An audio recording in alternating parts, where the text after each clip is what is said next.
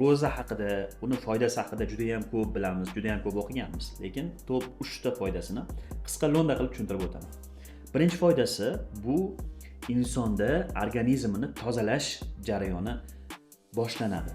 Demak, toksinlar, har xil metabolim qoldiqlar tanadan chiqib ketadi va autofagiya deydi. Autofagiya bu insonni hujayrasigacha bo'lgan jarayonda tozalanishi.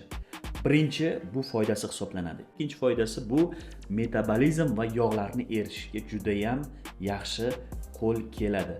Ya'ni organizmga qisqa muddatli ochlik, shu joyda aytib o'tishimiz kerak, insulin darajasini pasaytiradi.